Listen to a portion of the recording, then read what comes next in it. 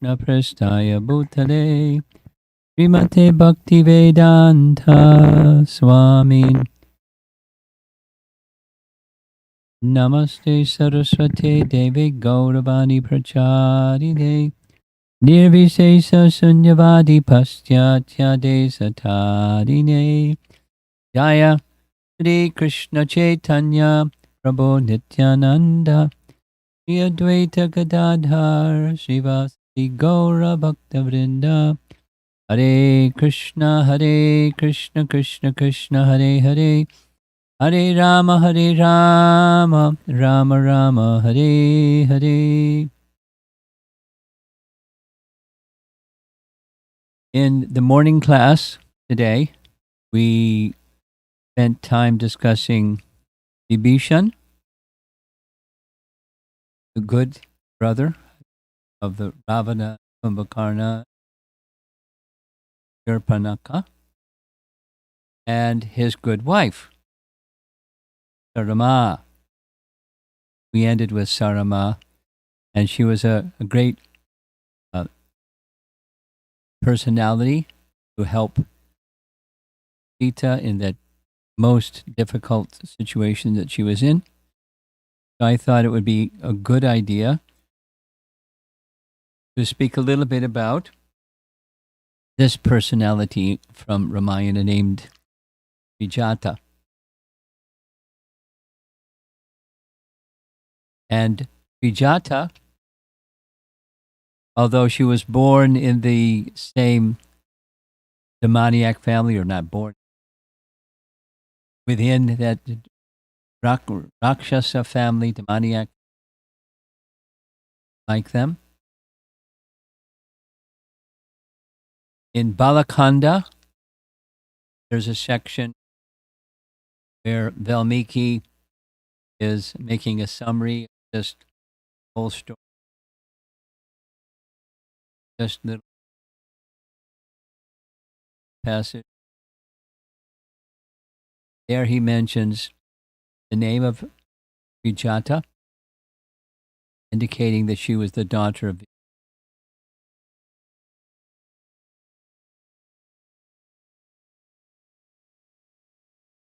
she's not discussed a lot, but she has an important role.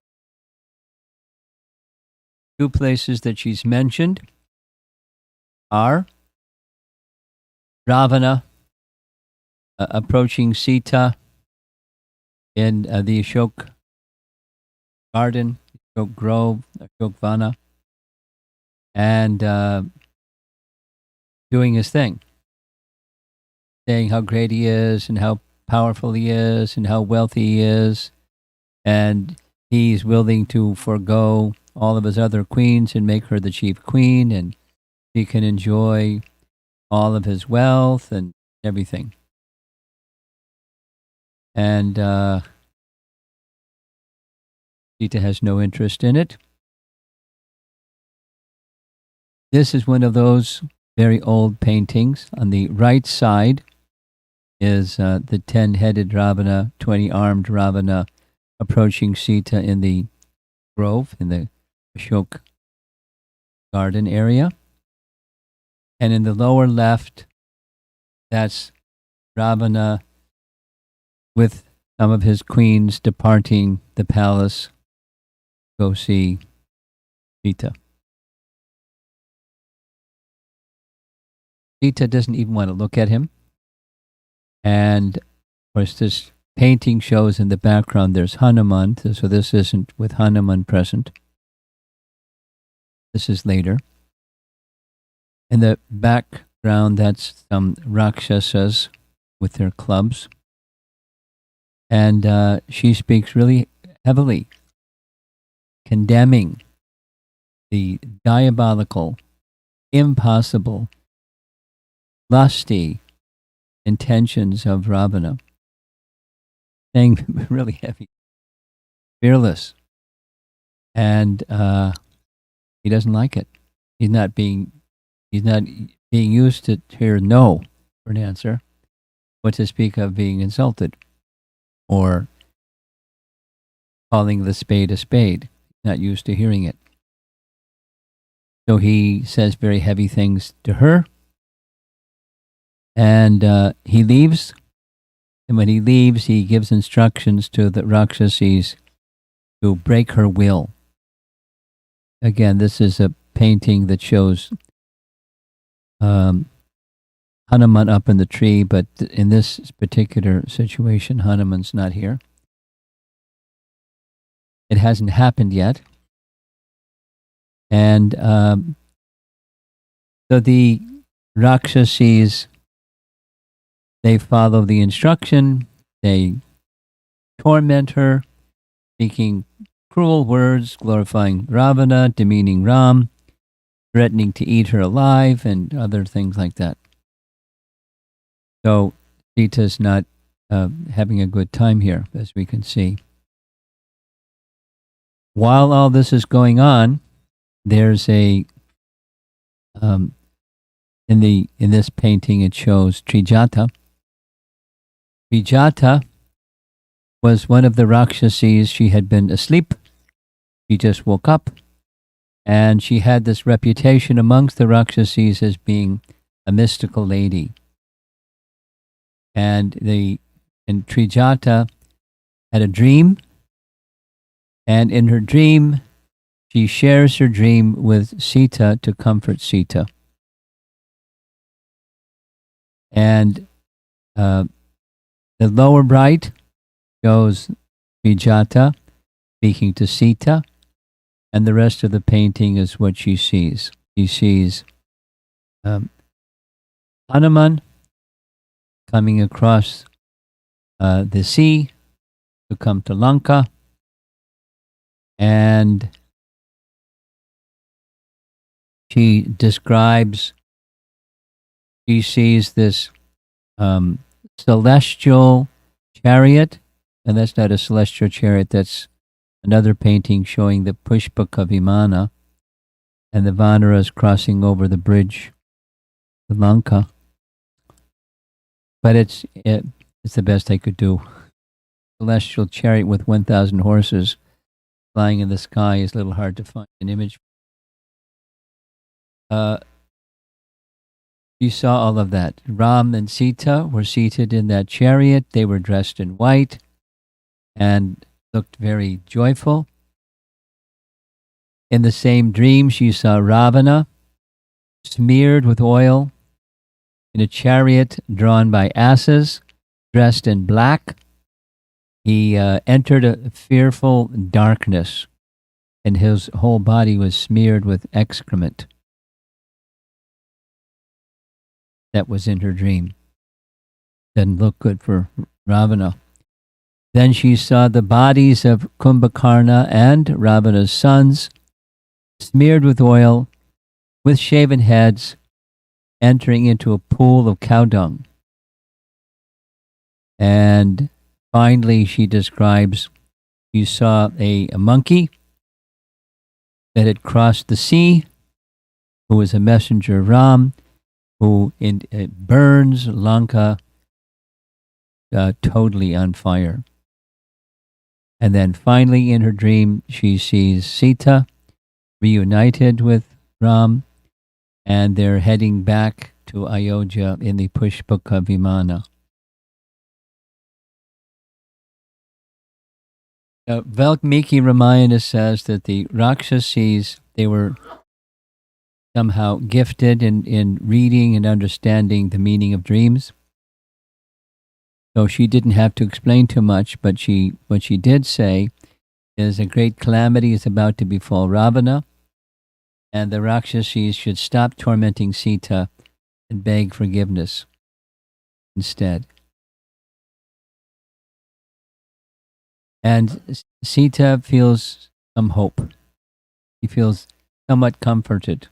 And the Rakshasis, because the Trijata is elder and is also reputation of being kind of a mystical lady and very wise, they just accepted what she said to conclude the theme, and they left Sita alone. And some of the Rakshasis ran to Ravana. So this is one case where Trijata explicitly in Valmiki is a source of comfort. It doesn't give too much detail about other exchanges between Trijata but it does say when the second major thing happens,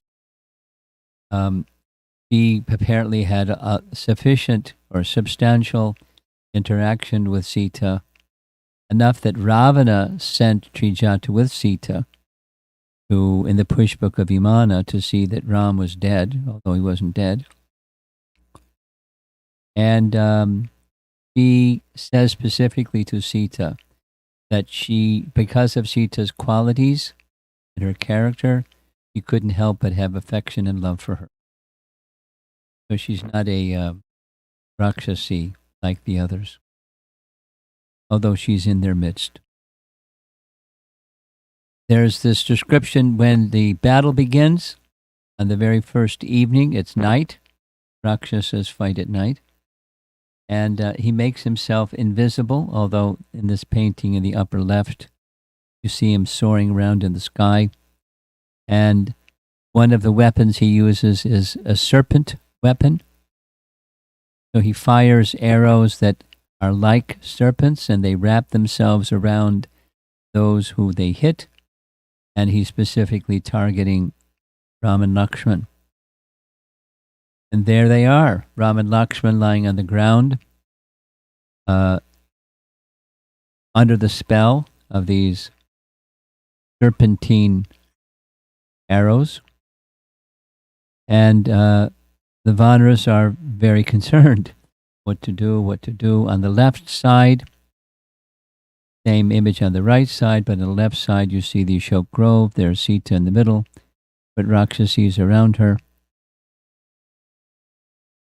So Indrajit goes back to the palace, or to the capital, and informs his father Ram has been killed.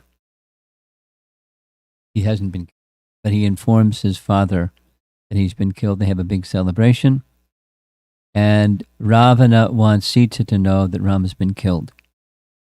So Ravana arranges for Sita for Trijata to go along with Sita in the Pushpaka and look down below and see that Ram is dead. And when Sita sees, and specifically it says there's blood, and Vanara standing around, and Lakshman and Ram lying on the ground motionless, she's in disbelief. Thinks of Kaushalya. She has natural affection for royal family. Kaushalya and Sumitra, how are they going to feel, and how is this possible? The celebrated astrologer said that I would have this kind of difficulty and maybe wrong, and he's great distress. But Trijata is wise. Not that Sita isn't wise, but Trijata has a lot of understanding of how these things work. And so she consoled her. She indicated it's not possible that Ram and Lakshman are dead. Ravana said they're dead, but they're not dead. Here's several reasons why. Pushpaka Vimana will never carry a widow. And since Pushpaka Vimana has carried Sita, Sita can know that they, Ram and Lakshman, pretty compatible. Then as an army, any army that loses its commanders will lose courage and wander aimlessly like a rudderless boat, but the monkey army is neither confused nor disturbed. Rather, they're carefully guarding them. So just seeing what the scene says, she's just seeing. Even though they were lying unconscious, their bodily luster and beauty had not left them, which is the case for persons who have lost their lives. They may be unconscious, they may be whatever, but they're not dead. Trijata assured Sita that she has never spoken falsehood, ever, nor will she speak so. And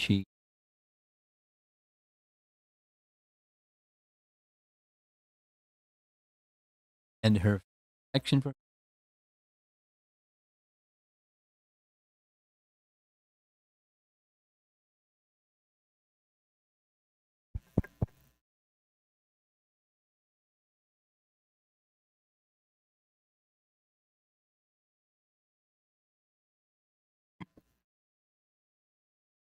Hare Krishna. Does that make a difference? Okay. I have to hold it real close.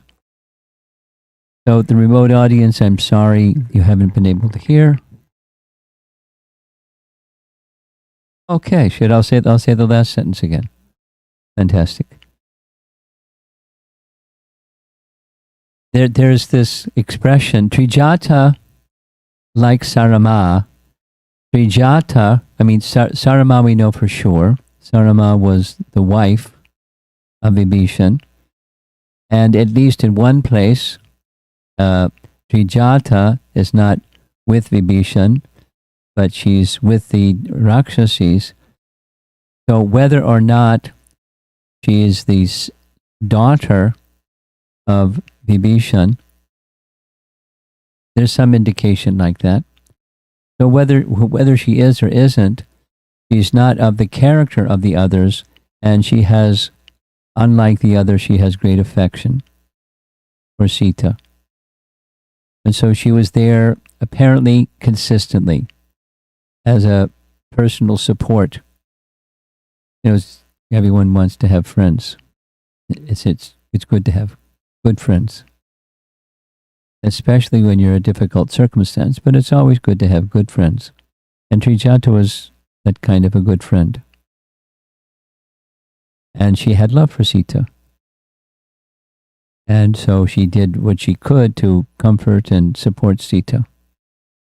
Now the end, we heard this from the Ravana section, but the serpentine ropes that were covering Ram and Lakshman and others immediately disappeared as soon as Garuda came, because serpents are food for Garuda. They saw Garuda and they left town. They left him alone. And they were fully revived. And then the word went back to Ravan that in fact Indrajit had not killed Ram and Lakshman. He went to his next plan. That was the Kumbhakarna plan. So that's what we hear about Trijata. And I thought to speak about her right after speaking about Sarama, because these two personalities are to have the direct association of Sita and to give comfort and support to Sita in the situation that she was in. Great service, huh? The overall picture from at least the Sri Vaishnava commentators on Valmiki Ramayana, there's a consistency in their speaking about the event of Sita becoming attracted to the golden deer as a desire separate from the desire to serve Krishna, to serve Ram. In other words, she takes on a role other than the goddess of fortune, which is who she is, and she takes on an additional role, or a lesson kind of role, where she has a desire to enjoy objects of this world separate from Ram's enjoying, which is the conditioned soul's program. So she's acting like a conditioned soul, and there's consequences. She's stolen by Ravan, who's the bad guy, or the one who will exploit those who want sense enjoyment. He takes her away. And then Hanuman plays the role of guru on behalf of Ram to retrieve a distracted soul back. But while that's going on, there's maybe not Hanuman capacity, but these two Trijata, and Sarama that are comforters of Sita in that plight of being apparently suffering the consequences of misuse of free will or becoming attracted to material sense objects and all of that, material consciousness, and the consequences of those kinds of choices.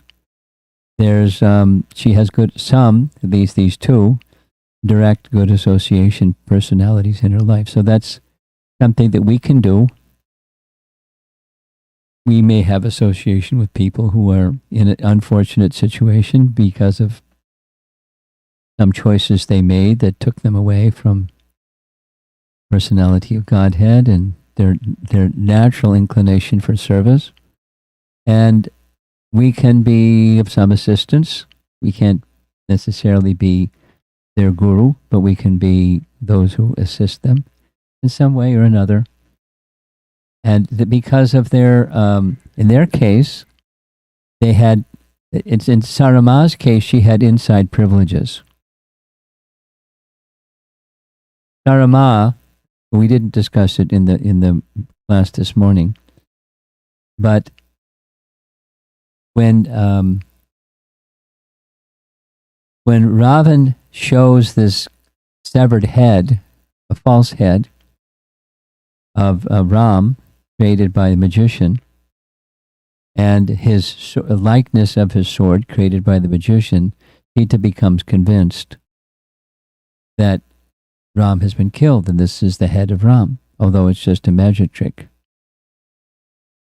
Sarama comes and says what was going on preceding Ravan bringing. And because there was this, the Lanka was in all directions, swarming in the description given by the two sets of spies. It's a really big number.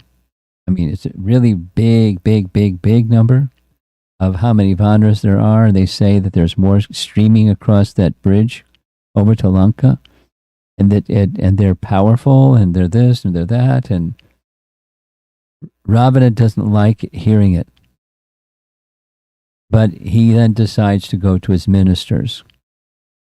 And the part that we hear is the ministers make this recommendation, which he likes, which is have the magician create a false head that looks like Ram's head.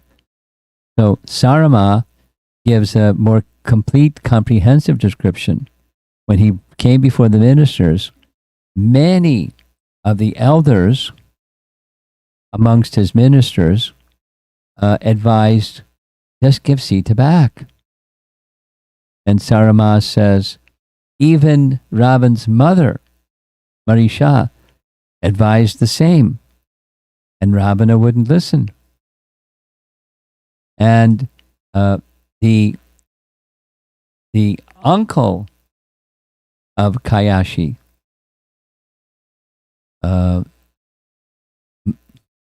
starts with an M, Malyavan came, and he spoke at length. And the length of what he said is in being spoken by Sarama to Sita. Said many heavy things. He said that they're present everywhere. Here's a list of the bad omens that are the consequence of your nefarious activities. And just see the strength. They're able to build a bridge, 800-mile long bridge, to come to Lanka, and you thought we're invulnerable? And Ravana came and burned the whole of Lanka, and he said all those soldiers are of equal strength with him. And do you know, remember, please don't forget, Kara and Dushan, as powerful as they are, he destroyed them single-handedly, along with 14,000 soldiers.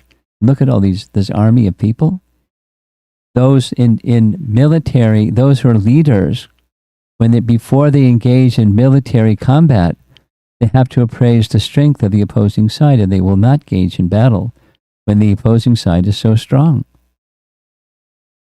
And then he makes this statement. It's very interesting. As far as I am concerned, he's Vishnu, because no one is as powerful as he is without being Vishnu.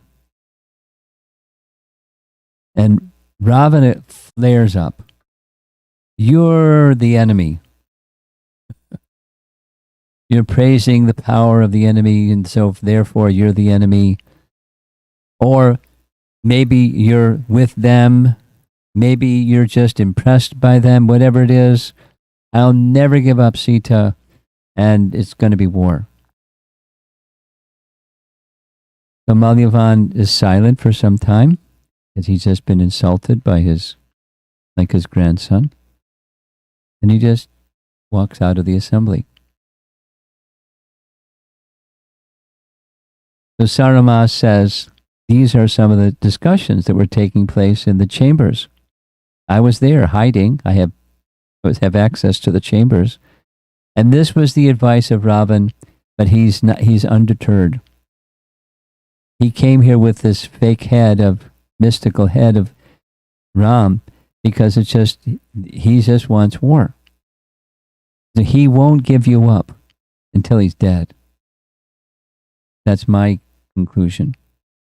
But for sure, because of all of his wicked deeds, he will be destroyed. And your husband has the reputation of having all strength. So you will prevail. This is Sarama. And Trijata is saying essentially the same thing. Through her dream, her mystical dream, and also her way of assessing Ram may have been hit by some weapon of Indrajit, but he's not dead. But Ram's lying. He's a chronic liar. So she has some reality check with these two, and their interest, Sarama and Trijata, is to serve Sita. I mean, that's fantastic, to be able to serve Sita. It's not the same as our pastimes with Radha Krishna, but those that have the opportunity to serve Radha directly, how fortunate. And these two, their circumstance is awful, but they have the opportunity to serve Sita directly. And they've become very, very elevated, very, very fortunate, very purified by that association. So that was the plan was this evening to start with Trijata. And now I'm going to move on to what I think is going to end up being a 3-part discussion about the next personality from Ramayana. And the next personality from Ramayana is Viswamitra. Vishwamitra.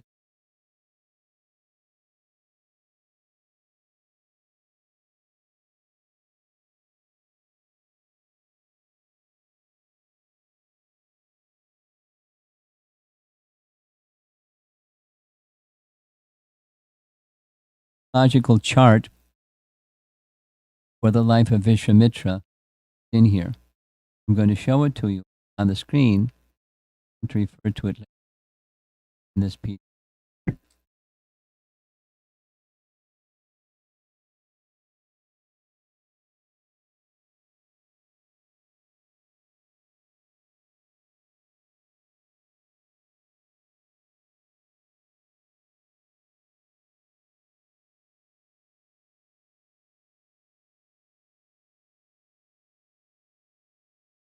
Vishwamitra Muni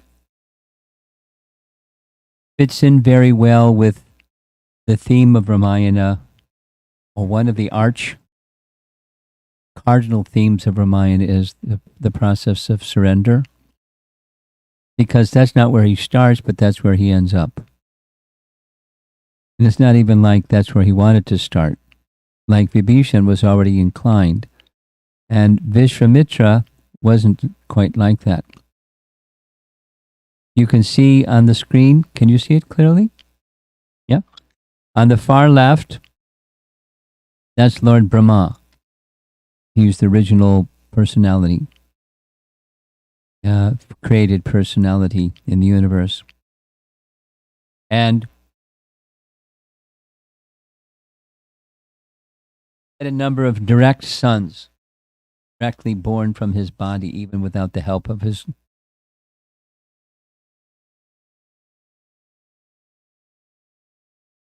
One of those sons, directly sons of Lord Brahma. Kusha had 4 sons. Father of Vishwamitra's father was Kushanabha. We're going to hear a little bit of the life of Kushanabha and his 100 daughters, and then Kushanabha and one son, Gadi. And Gadi had 2 children, one of them Vishwamitra and Vishwamitra's sister. We're going to hear about his sister.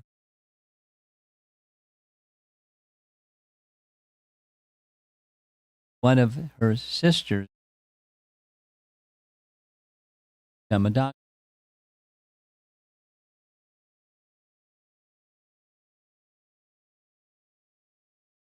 out is Guna Shepa. Guna Shepa. Because Vish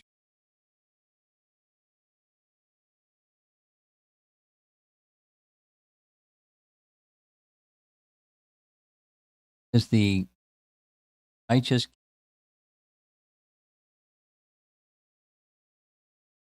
comes in the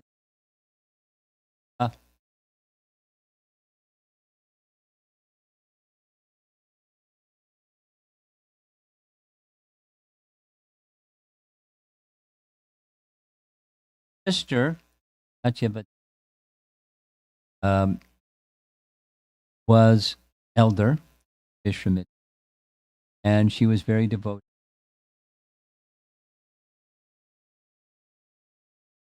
Eventually, because of her exalted nature, she became one of the sacred rivers that goes from the Vishwamitra. Eventually went there,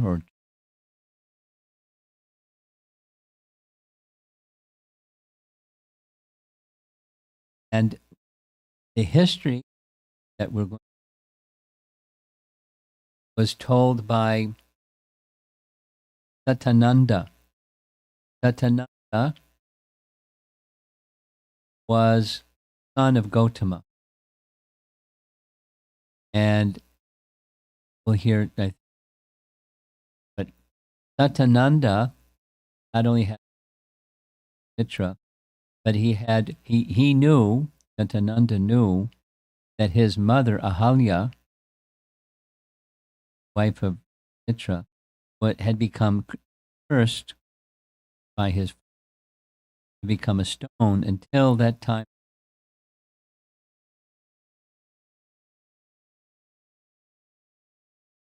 wanted Mitra to bring Ram to Gautama's ashram.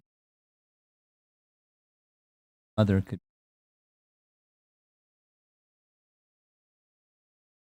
So Shatananda had intimate association, and when Vishwamitra reaches Mithila, kingdom of, he does the narration of, from Balakanda, and Shatananda is speaking to King Janaka and others, Mitra.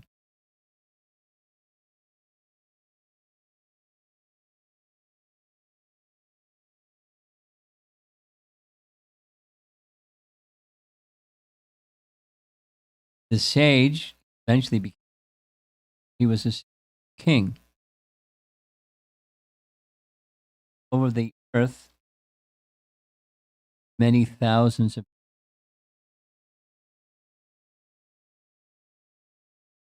One of the things that kings do.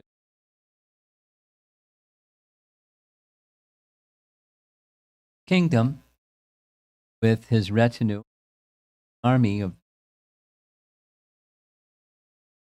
thousands, hundreds of thousands of soldiers, elephants, horses, and foot soldiers. Hundreds of thousands of them. And he went from place to place to visit his kingdom and see that everything was in order and so on.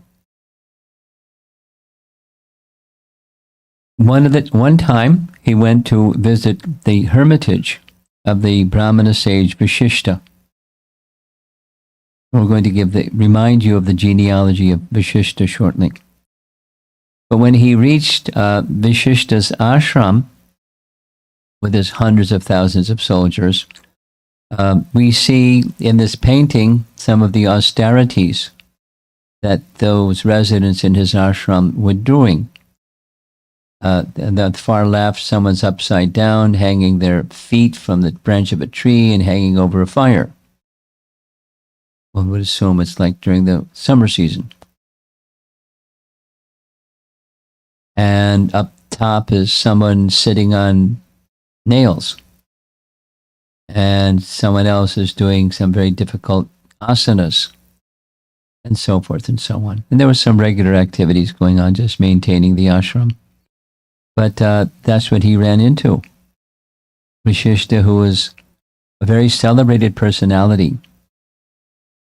There's a very special painting indicating he was so calm and peaceful that these small animals like squirrels and chipmunks and rabbits and deer will normally run away from people, but they were very happy being by him. Here's the family tree. We saw this in relation to Valmiki, same family tree, because we can say he's Valmiki's brother or stepbrother, because they're sons of Varuna. And who is Varuna? This is a repeat. Varuna is the ninth son of Kashyapa and Aditi. Who is Kashyapa and Aditi? Kashyapa was the son of Marichi, not Maricha, but Marichi, who was a direct son of Brahma. And his wife is Aditi. Aditi was one of the 13 daughters that were daughters of Daksha, and they were given by Daksha in marriage to Kashyapa. So Kashyapa and Aditi had wonderful sons, many of whom became demigods. Varuna was one of those demigods. In time, Varuna married Charshni, and there were, according to the 6th canto Bhagavatam, there were 2 sons from Varuna and Charshni. Brigu, Brigu's the second birth. Was this repeating something we heard earlier? The original Brigu was also one of the sons of Brahma, but he died during the Daksha Yagya as he offended Lord Shiva, and he lost his life. Virabhadra let him have it. So he was reborn as the son of Varuna, and Valmiki was also a direct son of Varuna. So we discussed this during the life of Valmiki. The Ramayana confirms the same, with the exception that it says that Valmiki was one. What Valmiki says about himself, he's one of 10 sons of Varuna. Now, I searched again.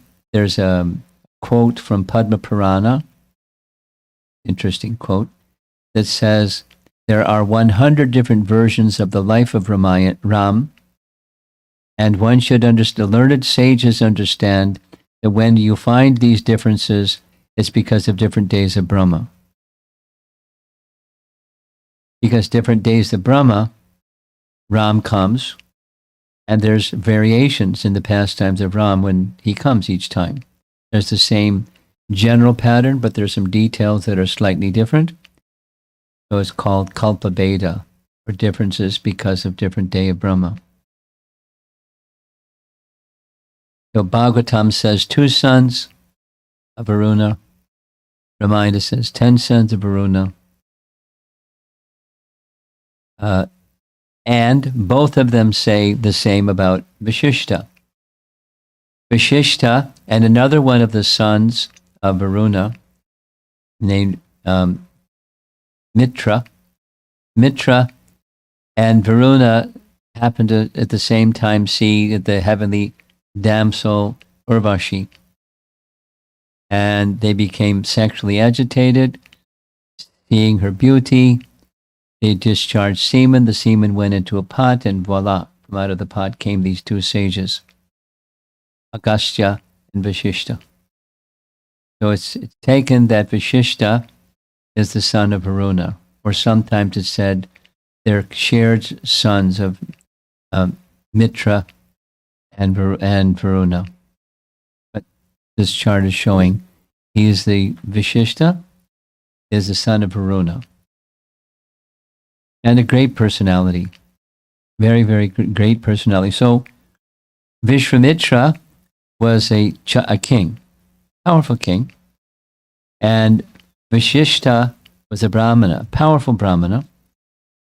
So he looked up to him. The Kshatriyas look up to Brahmanas and respected them.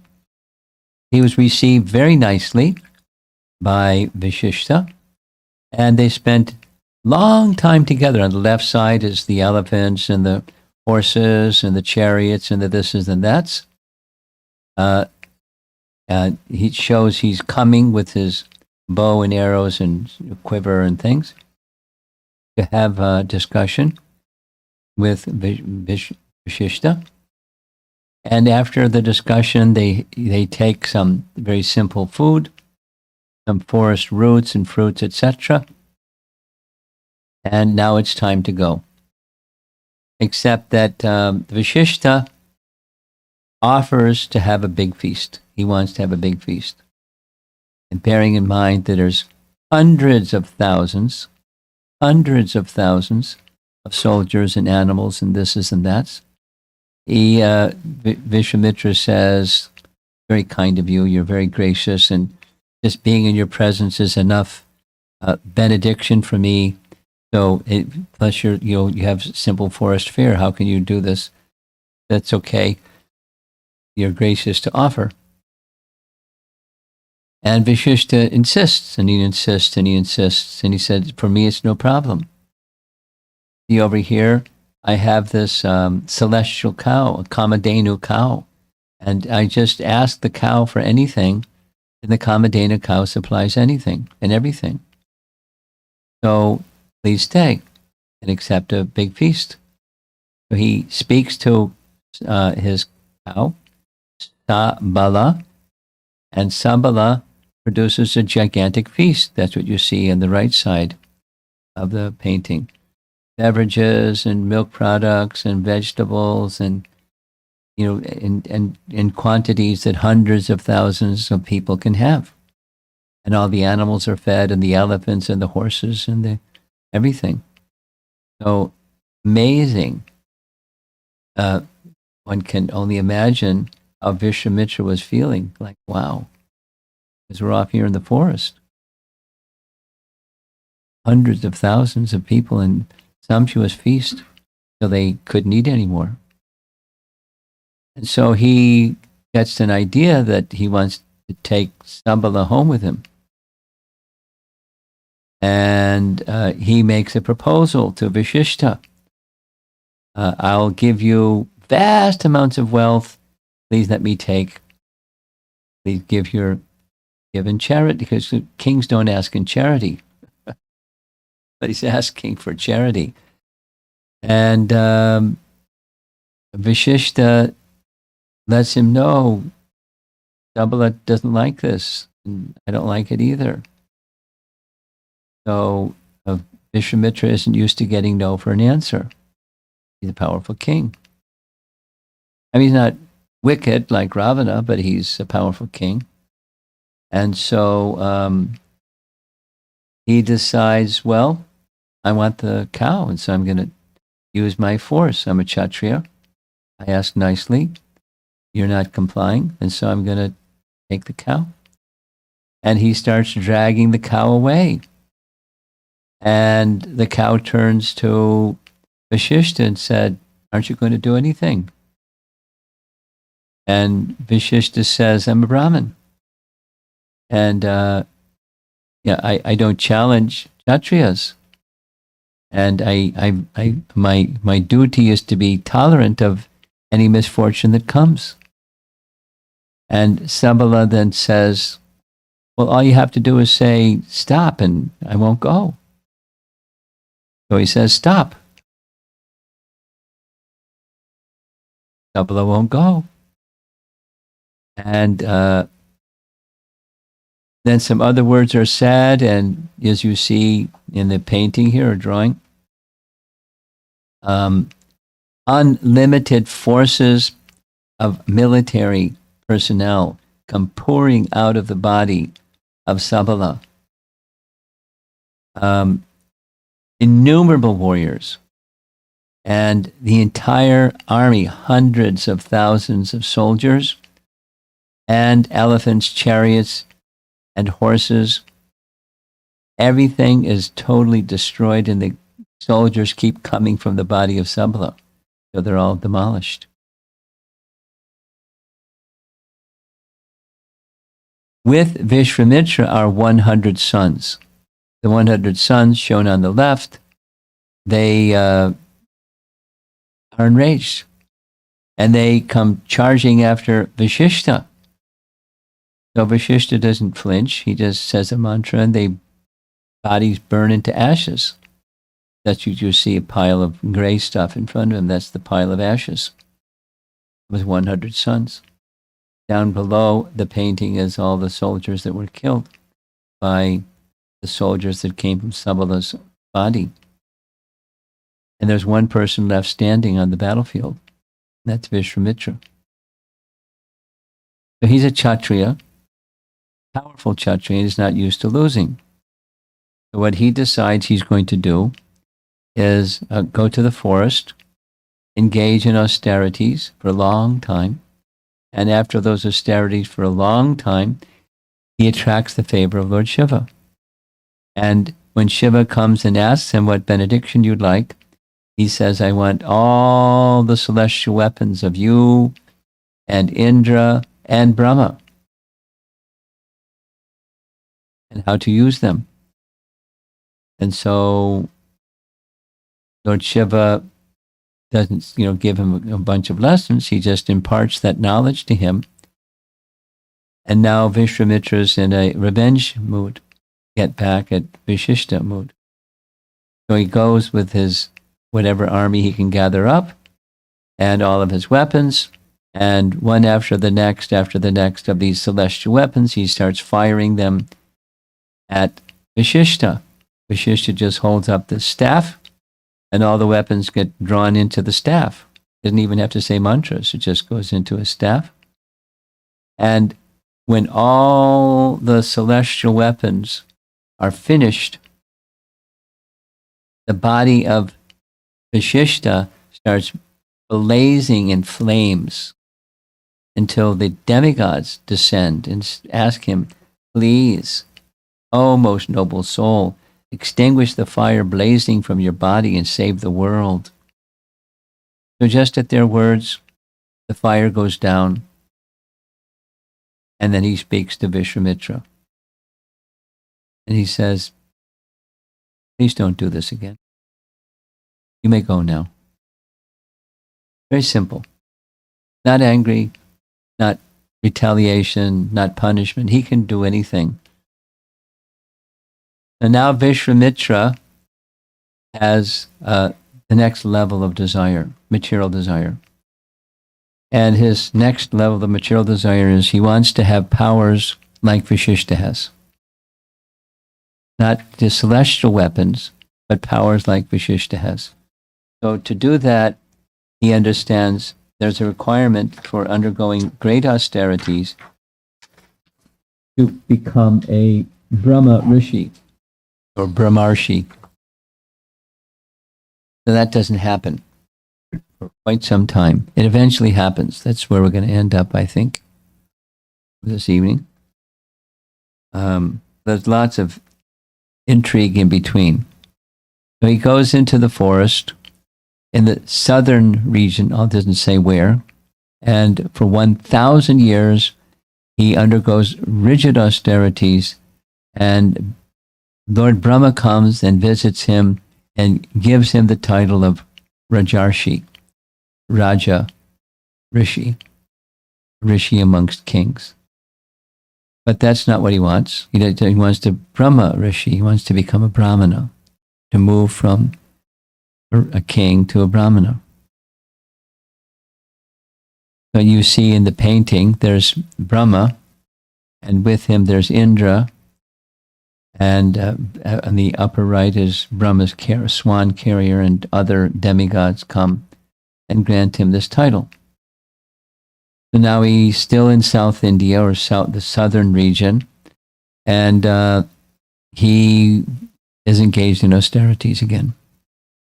And while he's engaged in austerities again, one of the kings in the Ikshvaku line, one of the kings of Ayodhya, his name was Trishanku. And Trishanku had approached, by this time, Vishishta, as so much time has passed, Vishishta has been invited to reside in Ayodhya and be the chief priest in Ayodhya. So Trishanku approaches Vishishta and makes this request. The request is, I would like to enter the heavenly region in the self-same body, without having to depart my body and attend in a more elevated body. And Vishishta said, this is a very sinful desire. You don't have the qualification. The qualification is so much virtuous activity and righteous activity and sacrifices and this and that, and you're not eligible. So the answer is no. And shame on you for asking. So Trishanku goes and asks his sons, because the sons of Vishishta are also highly qualified. And when they hear the question, they curse him.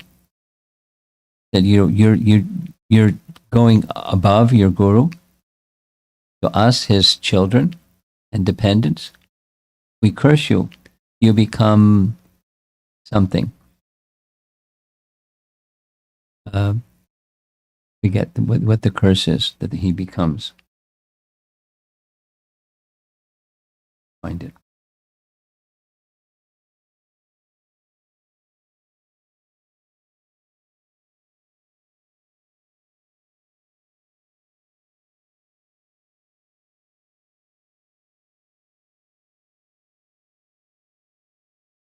A Chandala, yeah.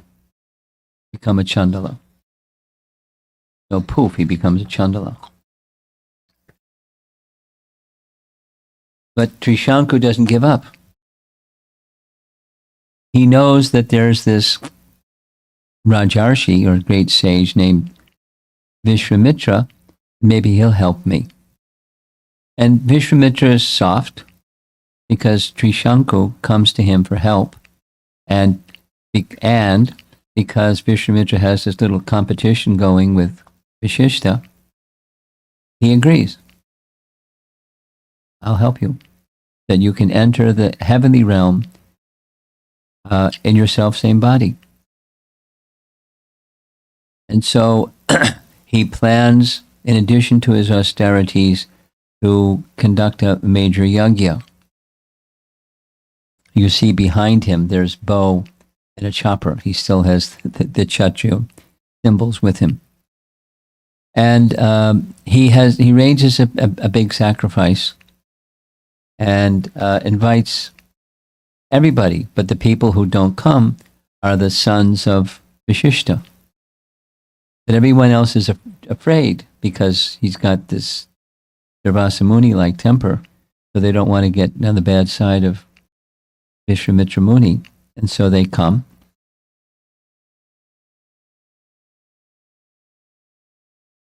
And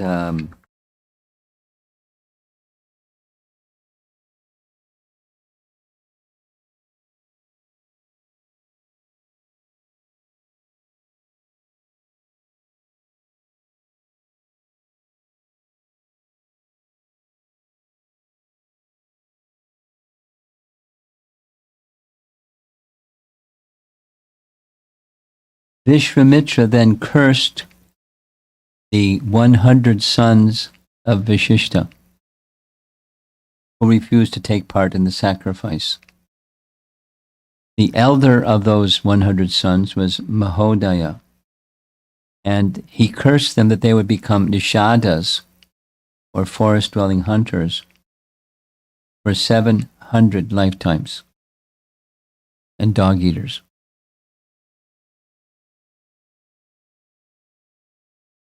Now, normally when there's, in these times, when there's a sacrifice, the demigods would come to accept the offerings. Demigod didn't come because the plan was to do something that's against what Vishishta said and what the demigods require. But they didn't participate. He went ahead anyways. I'll read. Vishwamitra began a sacrifice carefully following the procedures laid down in the Vedas. He sat before a blazing fire and uttered prayers to all the gods, headed by Vishnu, pouring offerings of ghee into the flames. At the proper moment he said, "Witness now my ascetic powers.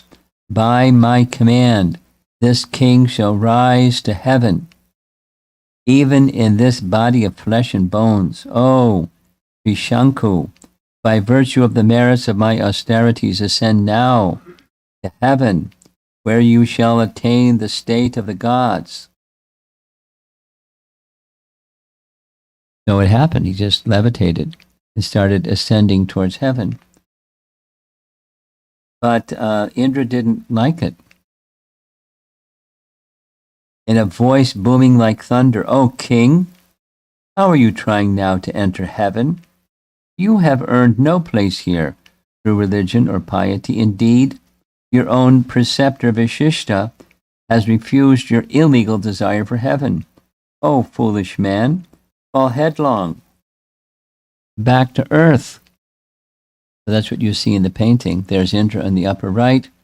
He made his way towards heaven, but Indra sent him back down. And as Indra sent him back down, he's upside down.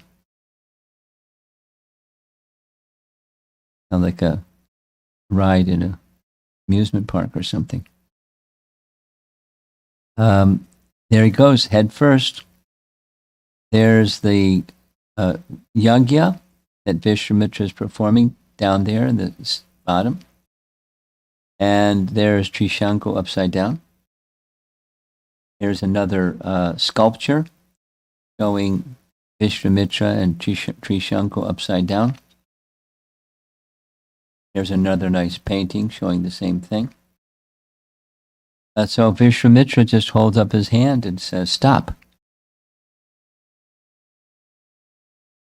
And he stopped, hanging in midair. Or Trishanku.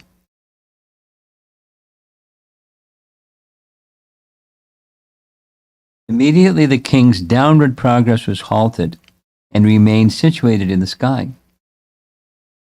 Seated amid many rishis, the great sage Vishwamitra became overwhelmed with anger at seeing Indra's refusal to allow Trishanku into heaven. He said, "Since this jealous god will not let the king attain the heavenly regions, I shall create a second heaven by dint of my ascetic power.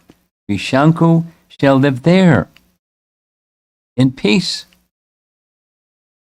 With powers like Brahma, he created a second heaven with the 28 nakshatras and the whole thing.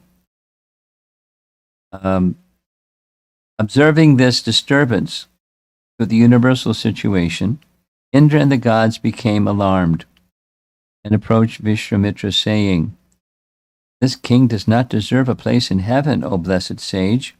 Rejected by his own guru, he now stands divested of all his pious merits by offending his guru, by disobeying the instructions of his guru. All his pious merits are gone, and he's become a Chandala." Vishwamitra replied, "As I have pledged my word to this king, how shall I make it false? A promise of heaven has been given by me. Therefore, please, let this king enjoy heavenly bliss, and let the lunar mansions I created remain in existence. Indra, out of respect for the great sage Vishwamitra's request, replied, "It shall be so. Your planets will endure in the heavens. In the southern quarter, beyond the celestial sphere, Vishanku shall remain in their midst, as happy as a god and shining brightly. All those stars shall circumambulate him, even as all the planets circle the pole star. May you be blessed." So there's Trishanku upside down with a second set of celestial planets. And Vishwamitra has a sad moment. He just expended so much of his merits from his austerities, and he's been doing thousands of years of austerities, and now he's got to do some more austerities. So the next situation like this, because he's soft and compassionate, he wants to help people, even not with the best of motives, and he has this competition mood with Vishishta. So the next situation is King Ambarish. Again, this is not the same Ambarish that we read about in the 9th Canto Bhagavatam, but someone just happened to have the same name. And he was in the process of performing an Ashvamedha Yagya. Indra stole the horse. The priest told King Ambarish, "You have to continue, you have a big problem. You either have to find the horse, or else you have to find a human to sacrifice in place of the horse."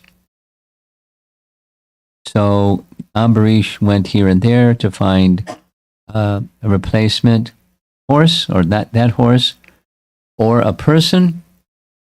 He went to the ashram of Richika, who had 3 sons, and the younger of the 3 sons volunteered, "I'll be the sacrifice." And then he had a change of mind when he realized what he had pledged. And he approached Vishwamitra, who helped him out. That's this story.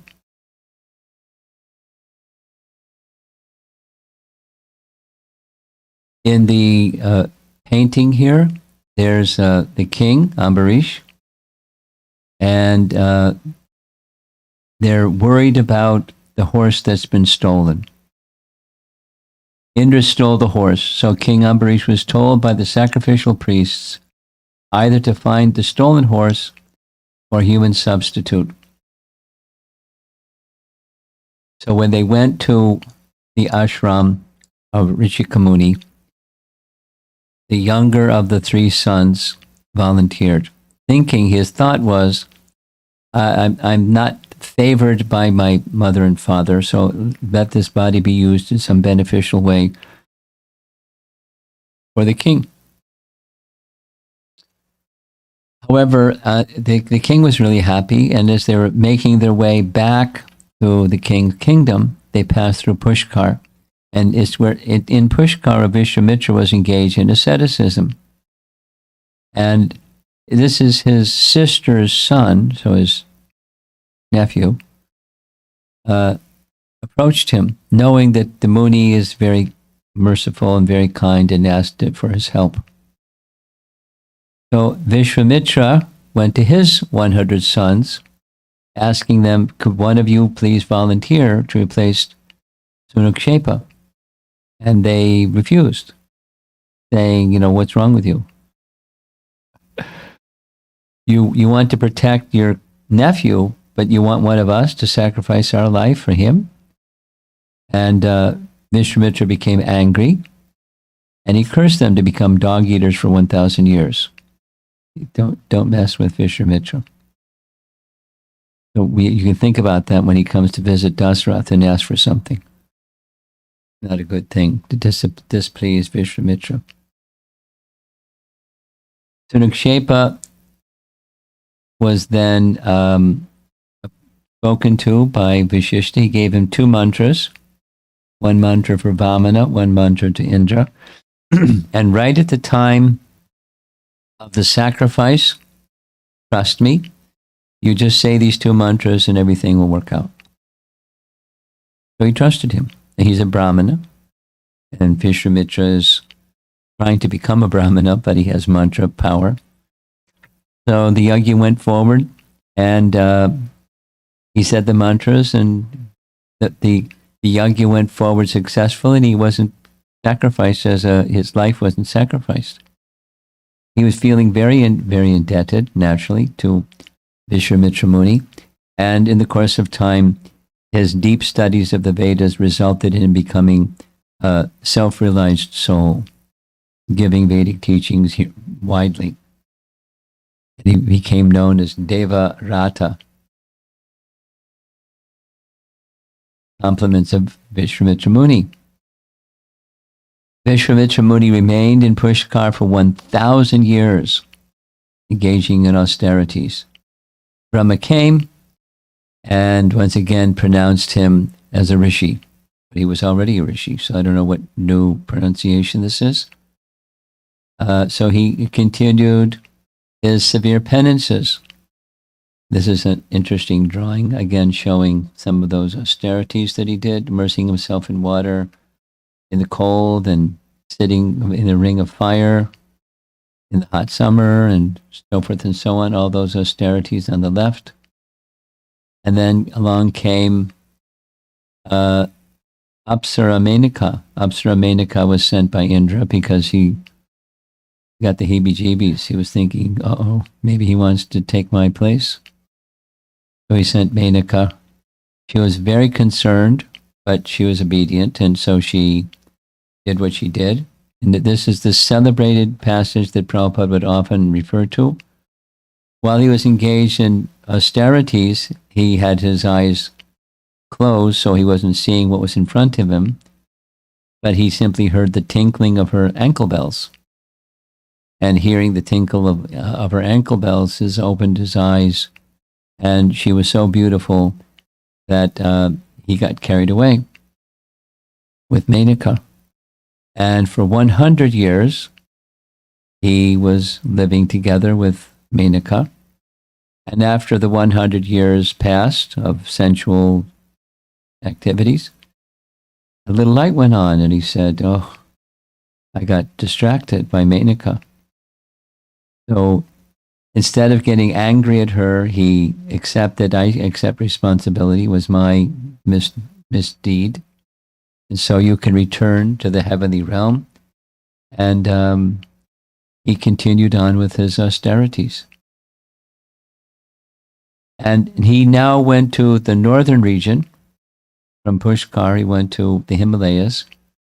And on the shore of the Kaushiki River, this is the river that his sister became known as, far, far up in the Himalayas, he became a Maharishi.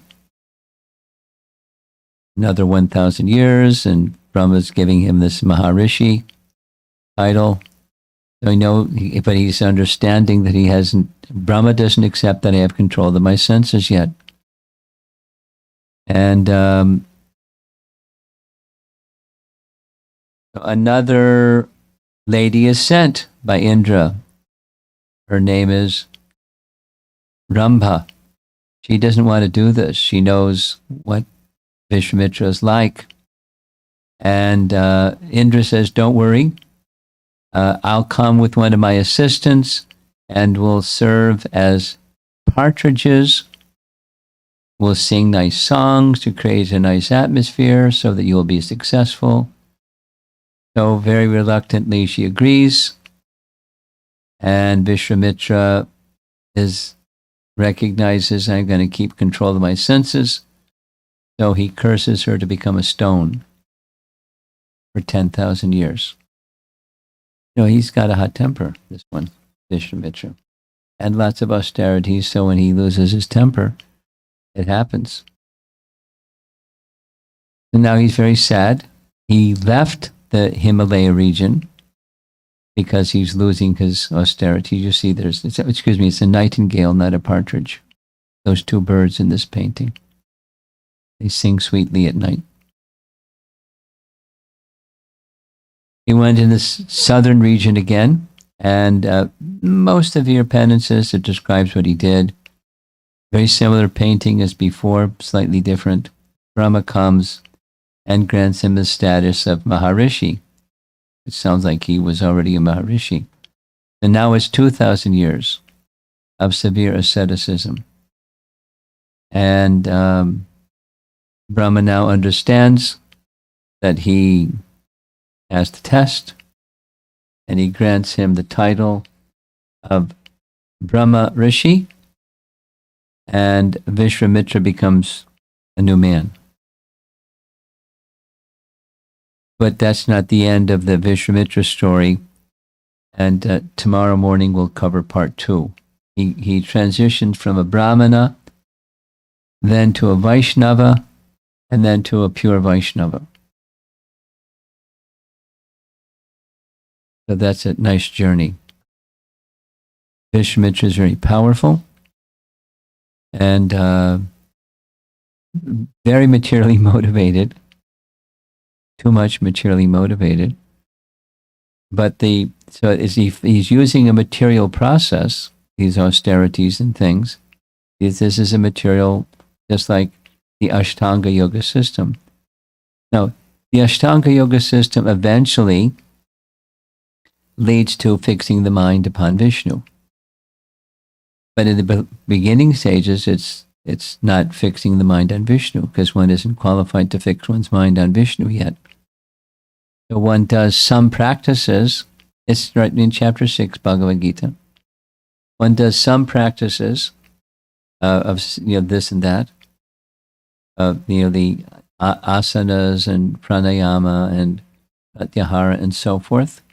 One does those things, but that's to help qualify one to fix one's mind on Vishnu. So he hasn't become a Vaishnava yet, but he's become a Brahmarshi, a learned sage, and obviously very powerful. And he has his triggers.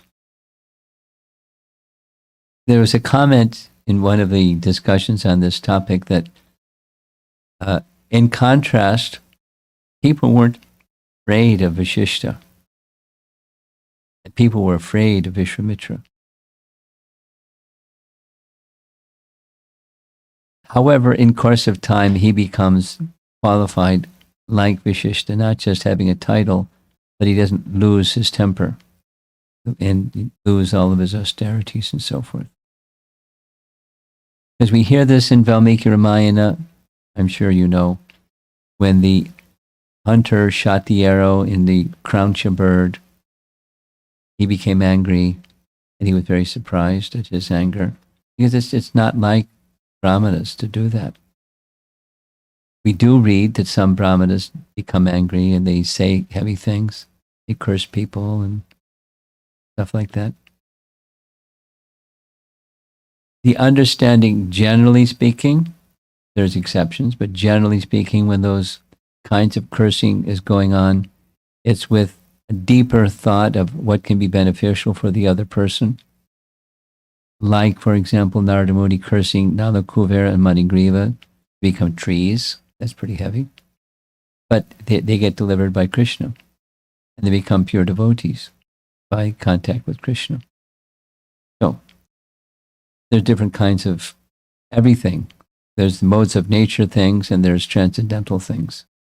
So he's moving towards the transcendental position over a long period of time. A lot of austerities to get there. Mechanical means primarily to get there. I mean, like Brahma creates planets, but he does is in the mood of service. And Vishwamitra created planets, not in the mood of service. Now, he was wanting to help out a king, Trishanku, but it wasn't like, Krishna wants me to do this and I need to do this to please Krishna. That wasn't the consciousness. One can become powerful but not have proper consciousness. But that power, when power is not properly used, it's dissipated, taken away.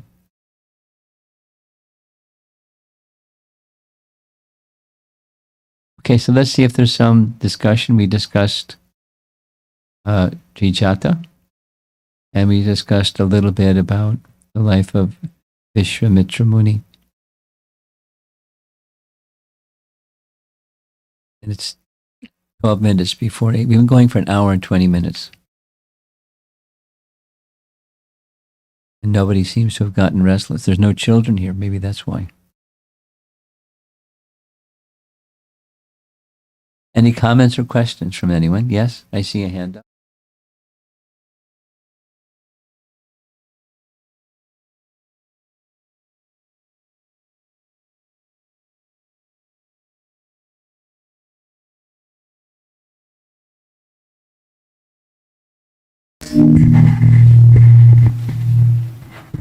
Go ahead, she's adjusting. Hare Krishna.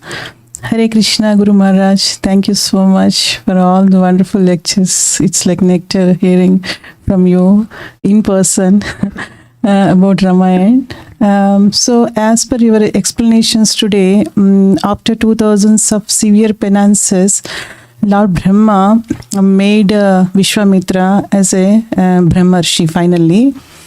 So right from my childhood, I have been hearing about the pastime of before Vishwamitra becoming a Brahmarshi, he has burned his body and he has become a new person. So is there anything related to this from Valmiki Ramayana? Is it what I have heard is a fake story, Maharaj? I just want to understand, did he truly burn his body or not? It's not in Valmiki Ramayana. Now, there may be that may be what you heard as from a childhood. That either it's an authorized, a different authorized version, or it's folktale, and I don't know. I have some understanding of Valmiki Ramayana, and I don't know all the other things. What's folktale and what's authorized?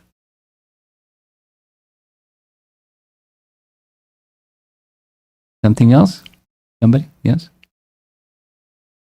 Can we give you the microphone? What happened to Trijata? Did she get liberated? No, he's hanging upside down. No, Trijata. Oh. Okay, thinking Vishanku. Trijata. Doesn't say. I mean, she did some service for Sita, so good chance that she went to help Sita, wherever Sita is. In Ayodhya, in the spiritual world. That doesn't say. And in some of the paintings, I saw some language, like it looks like some Urdu or something. Yes, yeah. So what is it? It's the invading military or governments. They like Ramayana, and so they engage artists in making paintings of Ramayana. They like Ramayana. Yeah. Thank you, Maharaj.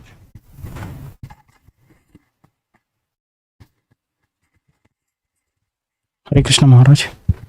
How did Sita Mataji trusted Trijata? Character. Or is it the service what she did? Well, it's also character. She had affection and wanted to serve, and Sita could understand that. Thank you, Baba. Thank you. Maharaj, one comment, like in one of the slides, I saw the spelling of Maharshi wrong. Okay. You remember which slide? It's when Ramba came to... Okay, I'll correct it. Yeah. Thank you. Hare Krishna.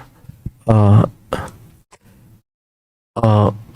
learned that Viswamitra actually he has all the qualities of Brahmarshi, but because of anger, he could not become Brahmarshi. Is that right? It's not what Valmiki Ramayana says. The litmus test for Lord Brahma was control of his senses. Now, it might be that one could argue, well, yes, exactly. One who has anger, displays anger, it's a sign they don't have control of their senses. And also I But learned, you could say it the other way. Well, he had control of, he would become angry from time to time, but he had control of his senses.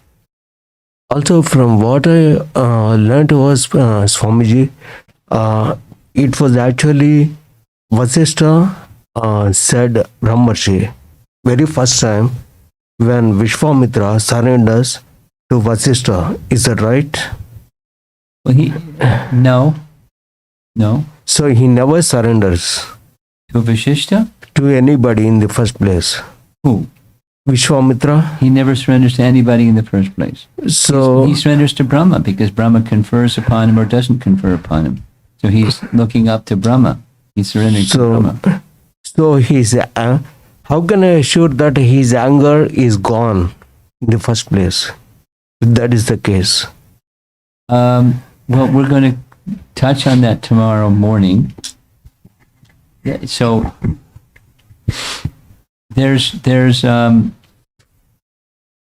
several things to say about this. If a transcendentalist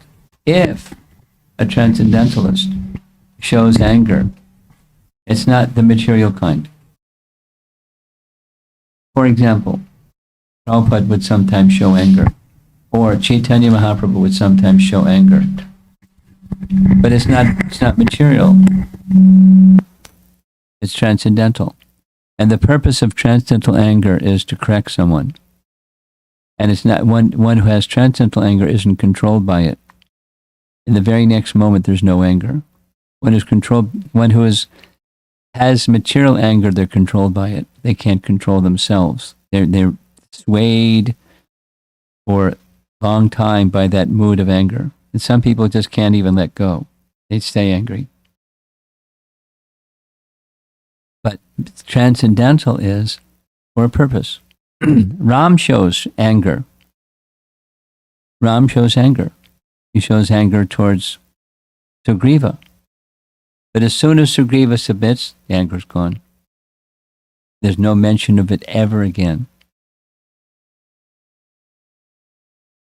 Or, anyway, there's when Sita is stolen, he shows this rage of anger. And, he's sorrow and, transcendental emotion, not worldly emotion. Not like a henpecked man that his wife is gone and he's like, wants to give up his life. And then he becomes angry and I'll destroy the whole universe. He gets his bow ready and Lakshman says, no, let's find Sita. So, he exhibits a transcendental kind of anger. But that's different than the worldly kind. So, you want to know, your question is, how do you know when he's beyond anger or when he's actually got control?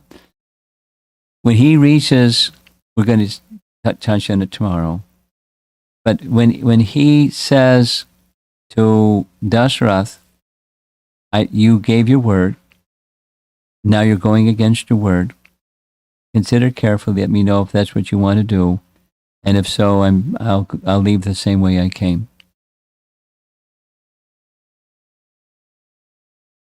He doesn't, threaten anything or curse anything. But he's really unhappy that Dasarath gave his word because he has a higher purpose, and his anger has a higher purpose than retaliation. I'm a Brahmana, you're a Kshatriya, you gave your word to a Brahmana, and you're going against your word. Shame on you. I'm gonna, get angry at you. You're going to have a problem because I got angry at you. But that's not his mood. It's not his mood. not his purpose either. So that's my read of the situation. Somebody else might read it differently. That's my read. Go ahead. You got the microphone. You want to say something?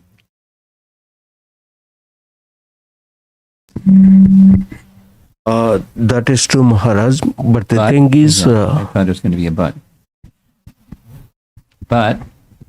But there is a question of I is coming from Vishwamitra. yeah, And because of that, egoism is coming up, right? well, yes, if that's your read, then you go ahead and read it that way. I don't read it that way. What I mean by that is, he has a mission. He has a role to play in service. He's not at the pinnacle of bhakti, but he has a role to play. One of those roles to play is uniting Sita and Ram. Right? He's sent. He has this idea in the back of his mind from the get-go of coming to Ayodhya. Unite Sita and Ram. That's like really special.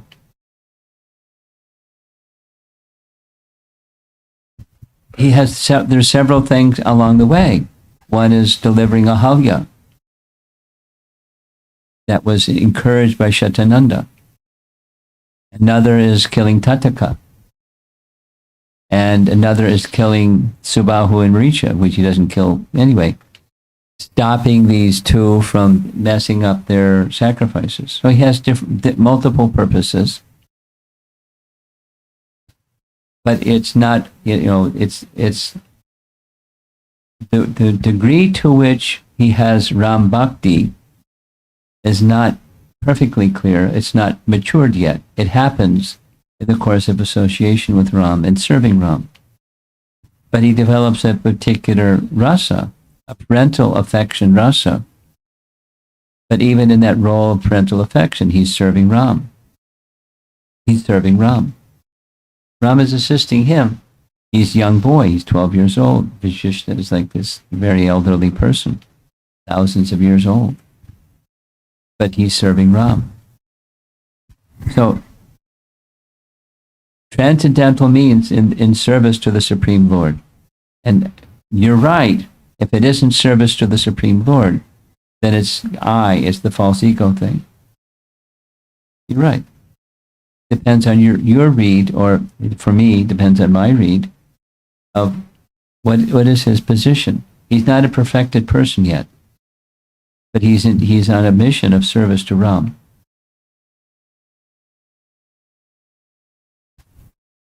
Thank you. Okay. Hare Krishna Maharaj. One question on the very first slide. I think we discussed about Vishwamitra is the son of Gadi, right? The family lineage which you showed at the first slide. Yeah. If we understand it is coming from Brahma to Kusa, then I think we saw that first slide, right? So Then is what? from Kusa, then I think we saw Satyavati, and then Gadi. So then Viswamitra is the son of Gadi. Yes. So, I mean, even he's coming from the very family lineage. So why he has to go through all these penances for 2000 years to become a Brahmarshi? Because of his influence, his contact with the modes of nature, specifically the mode of passion, is really intense. And he's offended a very, very elevated Brahmin twice.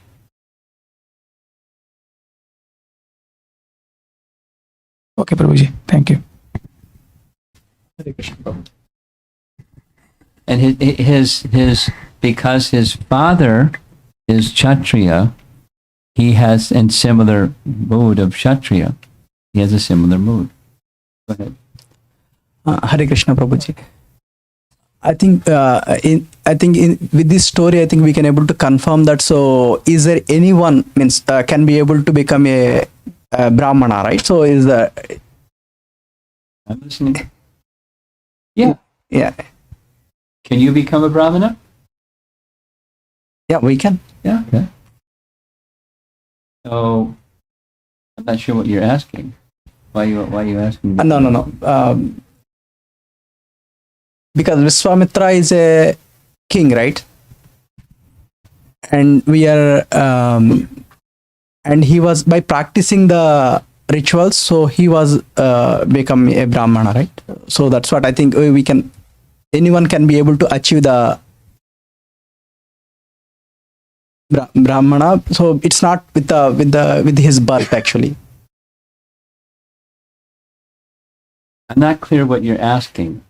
So by I birth, I actually, understand we can become Brahmana by practices of a Vaishnava. He wasn't following a Vaishnava path. yeah, He was following the gradual path, yeah, the staircase, not the elevator method. yeah. But by birth, I think we cannot decide that whether he's a Brahmana or Kshatriya. Okay, that's what you're saying? Yeah. Yeah, that's what I'm saying. Yeah. That's right. Hare Krishna.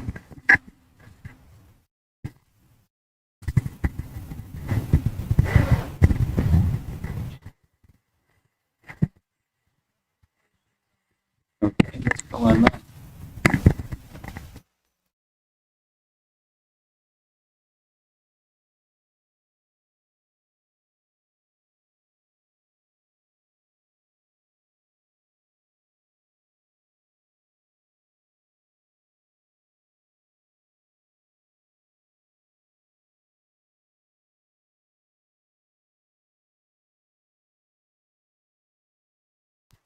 This question is from Sanchari Mataji.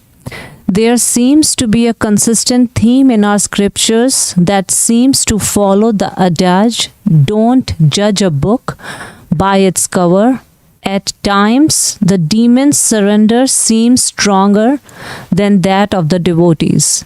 They seem less likely to move away from their position of service. Could you please expand on why the steadfastness of these personalities seems stronger than that of their devotional counterparts? I'm distracted. I'm trying to recall the situation that's shown in this chart of we'll come back to her question. I want to speak something about the 100 daughters of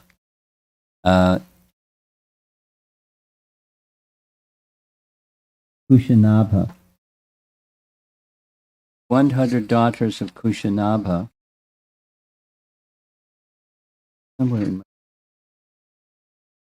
What I recall is they were very, very beautiful, and Vayu wanted to marry them, and they said, we have to ask our father. You can't just marry us. We have to ask our father. And they went to ask their father, and Vayu became very angry. So he cursed them that they would look very ugly, or something like that. And no one wanted to marry them. So then he finally found a brahmachari who, here we go.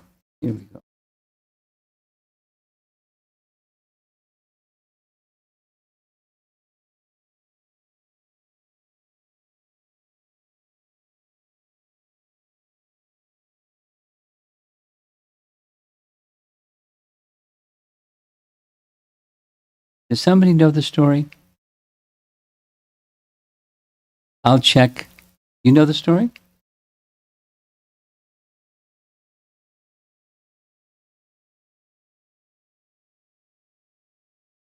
His 100 daughters were cursed, and they became deformed.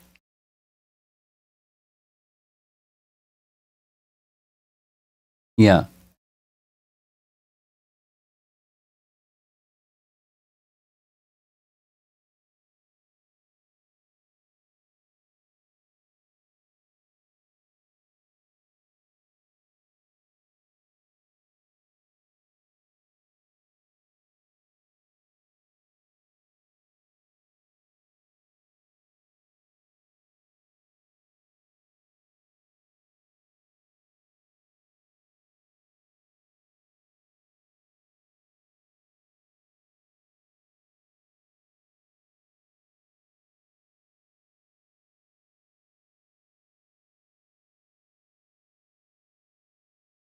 You've got a different version than I'm familiar with.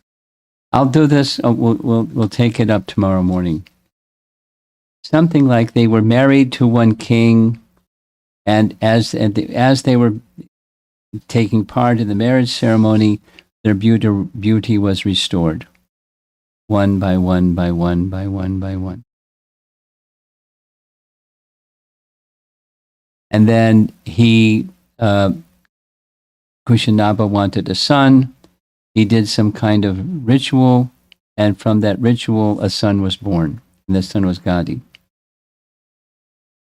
I'll find the details, and we'll discuss it tomorrow morning. Okay, what's online? Let's go back to her question because I was distracted. Very distracted. Okay. So the question from Sanchari Mataji is, I'll read it again. There seems to be a consistent theme in our scriptures that seems to follow the adage, don't judge a book by its cover. At times, the demon's surrender seems stronger than that of the devotees. The demons surrender. Yeah. Austerity or surrender? It says surrender. Well, I think that's not right. Who are demons surrendered to? He means austerity, I think. Okay. So the further she writes, they seem less likely to move away from their position of service. Well, it's their position of austerity because they're not in the mood of service. Could you please expand on why the steadfastness of these personalities seems stronger than that of their devotional counterparts? They're swimming downstream instead of upstream. Material life is enjoy, and they have some means to get their enjoyment. Is shut off. Snowballing, shut up. It's going. I turned this volume. Okay. So what do I do? Do I change microphones? No, it's working. Online people can hear. Online people can hear. Okay. Yeah. So,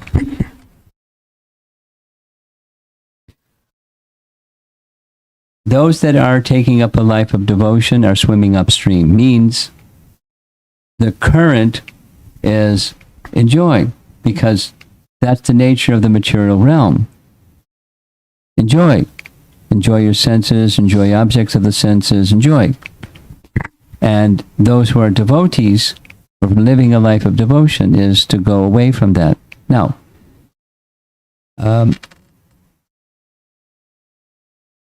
not easy. Now, supposing we take a look at what Vishwamitra did. He was denying his senses, but was for some material purpose.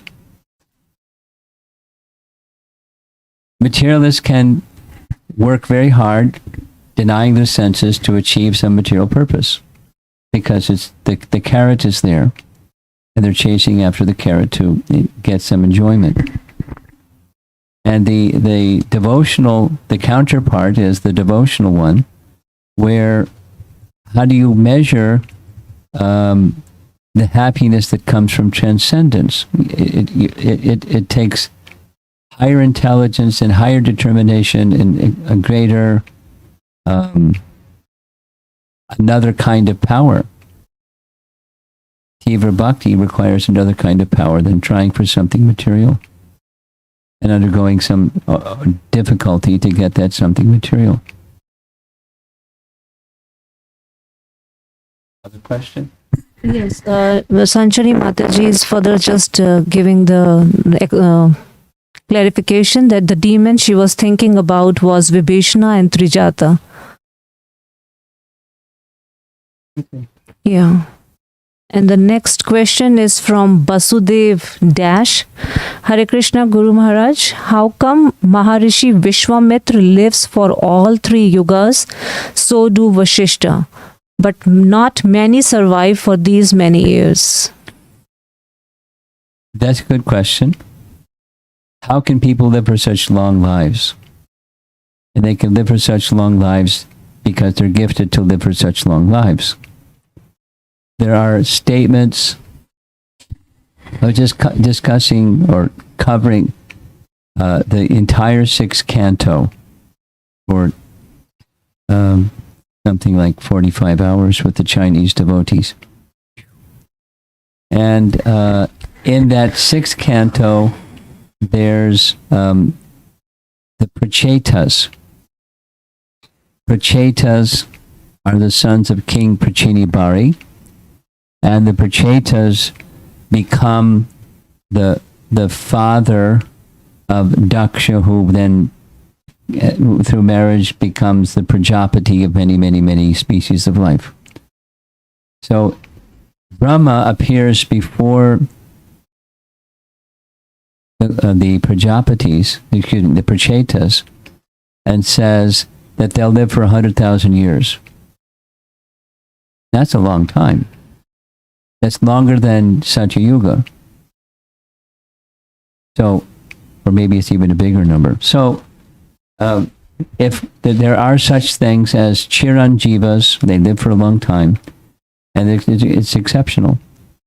So, I've not seen anywhere a comprehensive list of this is a list of Chiranjivas that live for a very long time, but some live for a very long time. Bharat Maharaj lived similarly for a very long time. There was this whole discussion going on, in one forum, like, how is this possible? And there's some living entities that live for a very long time. Bharat Maharaj was one. And there's others. Okay, that's it. These are the questions online. I have one small clarification. Guru Maharaj, during the Trishanku pastime, we heard about that Vishwamitra created the second heavenly planets, but during our Vedic cosmology, we don't hear about those planets. Yeah. I have been meaning, one of the things I've been meaning to do is to ask that question of the person who I ask these types of questions of. And I didn't get around to it. The person I ask these kind of questions of is the person who is in charge of Vedic planetarium.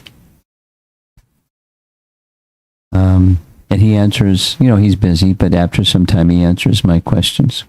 He's very, very kind. So, Antardweep is his name.